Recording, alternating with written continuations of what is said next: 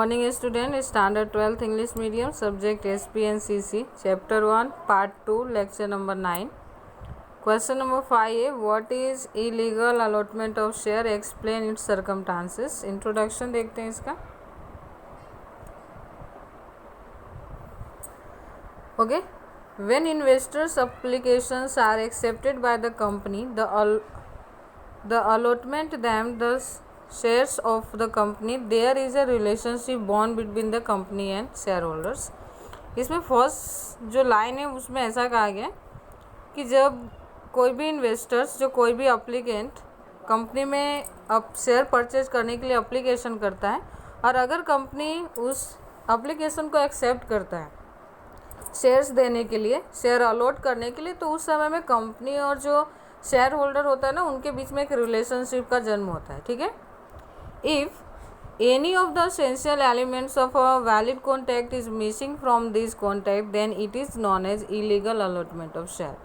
एक कॉन्ट्रैक्ट को लीगल बनाने के लिए जो भी एलिमेंट्स हमें ज़रूरी है, अगर उन सारे एलिमेंट्स में से कोई भी एक एलिमेंट्स जो कि मिसिंग है या किसी भी रीजन से आपने जानबूझ के या अनजाने में आपने शामिल नहीं किया, इसका मतलब क्या है कि वो अलॉटमेंट जो भी होने वाला है शेयर का वो इलीगल होगा. ठीक है. इससे पहले हमने ना इरेगुलर देखा था, ये इलीगल है.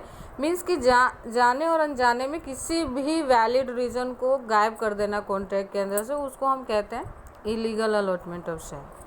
नेक्स्ट है meaning. Share allotment made by violating provisions of a lawful contract under contract act and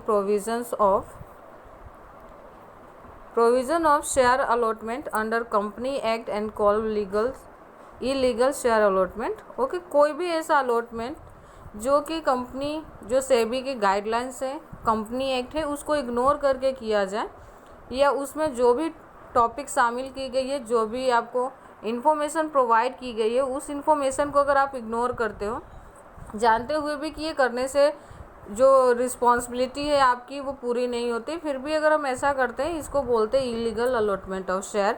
okay, ये जो मीनिंग है इलीगल अलॉटमेंट ऑफ शेयर, उसको 1 मार्क में पूछते हैं, तो आप इसको ध्यान रखना.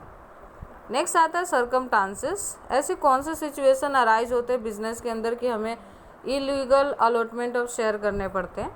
तो फर्स्ट है topic number A, share allotment is considered illegal from the beginning if the following elements are absent. Okay, कब हम अपने जो शेयर अलॉटमेंट है उसको स्टार्टिंग से इलीगल मानेंगे? अगर जो नीचे दिए गए 4 एलिमेंट्स है वो मिसिंग होता है. अगर ये शुरुआत में जो एलिमेंट्स आपके बिजनेस के अंदर होना चाहिए, आपके शेयर अलॉटमेंट के अंदर कंसीडर्ड होने चाहिए, अगर आप उसको मिस करते हो तो वो क्या होगा, स्टार्टिंग से उस अलॉटमेंट को हम इलीगल मानेंगे. फर्स्ट क्या होता है, तो offer. The applicant who want to become a shareholder must have applied to the company for purchase of share. अगर आप किसी भी कंपनी के शेयर होल्डर बनना चाहते हो तो सबसे पहले आपकी पहली प्रायोरिटी क्या होगी कि आपको कंपनी के अंदर अप्लीकेशन करने रहेंगे शेयर परचेज करने के लिए. विदाउट अप्लीकेशन अगर आप शेयर होल्ड करते हो, मीन्स कि ये इलीगल मैटर था. ठीक है. सेकेंड आता है एक्सेप्टेंस ऑफ ऑफर. आपने अप्लाई किया वो ठीक है, लेकिन आपके एप्लीकेशन को सामने वाली कंपनी ने एक्सेप्ट किया है कि नहीं किया है, ये दूसरी पॉइंट आती है. It is necessary that the company must accept the offer. आपने एप्लीकेशन किया तो ये ज़रूरी हो जाता है कि कंपनी आपके जो भी आपने एप्लीकेशन करी है उसको एक्सेप्ट करे. थर्ड आता है informing the acceptance of offer. अब कंपनी ने, आपने एप्लीकेशन किया, कंपनी ने उसे एक्सेप्ट किया, लेकिन यहाँ पे प्रोसेस ख़त्म नहीं होती. अब कंपनी को इस बात की इन्फॉर्मेशन आपको देनी रहेगी कि उन्होंने आपकी एप्लीकेशन को एक्सेप्ट किया है. The company must inform share holder about the acceptance of application. किसी भी तरह से ईमेल, मैसेज, कॉलिंग के थ्रू आपको ये इन्फॉर्म कर सकते हैं कि उन्होंने आपके एक्सेप्टेंस को, जो भी आपने एप्लीकेशन किया था उसको एक्सेप्ट कर लिया है. Okay.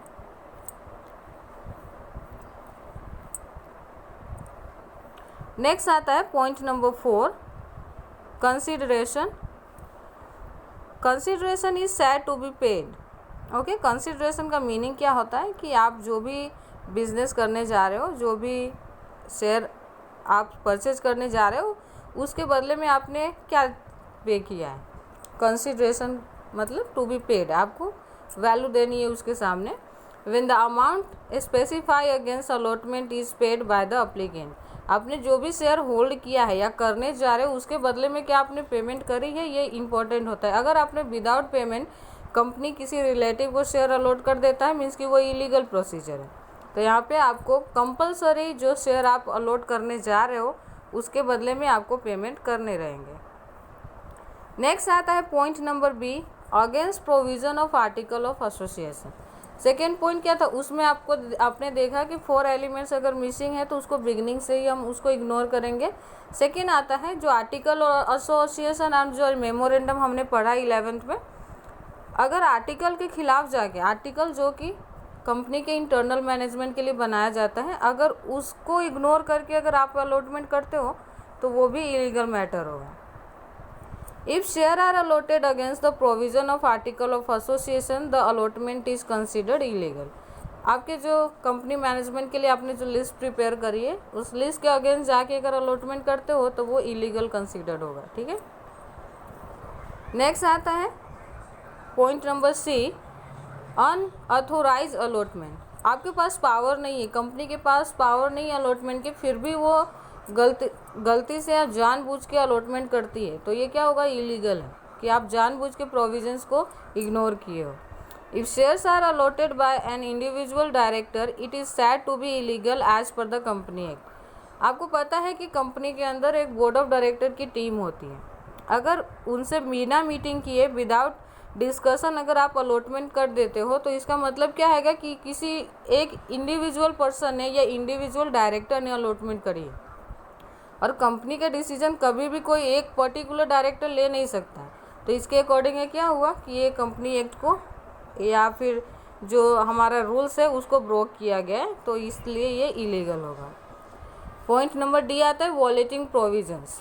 If shares are allotted by violating essential provisions for the listing of share on the stock exchange the allotment is considered illegal. अगर आप जो भी कंपनी एक्ट है, सेबी एक्ट है, इन सारे प्रोविजंस को इग्नोर करके अलॉटमेंट करते हो, सपोज कि आपका ना आपका किसी भी शेयर मार्केट से कोई लेना देना नहीं है, आपकी कंपनी सपोज कि गुजरात के अंदर है, खास करके अगर अहमदाबाद के अंदर है तो आपको अहमदाबाद स्टॉक एक्सचेंज के साथ आपका एग्रीमेंट होना चाहिए। अगर विदाउट एग्रीमेंट आप अलॉटमेंट करते हो तो वो क्या होगा, इलीगल होगा। ठीक है, आई होप कि ये पॉइंट आपको समझ में आ गए होंगे। Thank you.